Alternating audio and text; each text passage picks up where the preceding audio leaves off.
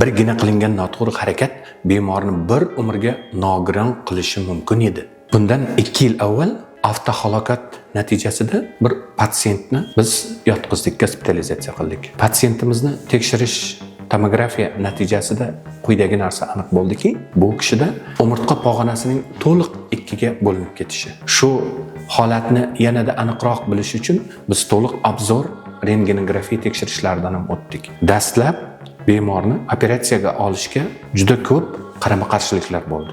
Ya'ni o'lim kuzatilish xavfi katta edi. Shuning uchun biz dastlab bemorni tekshirish hamda reanimatsion intensiv choralarni 3-4 sutka davomida amalga oshirdik. Shundan so'ng biz bemorni operatsiyaga oldik. Operatsiyaga olganimizdan keyin operatsiya 3-4 soat davomida ammo muvaffaqiyatli yakun topdi.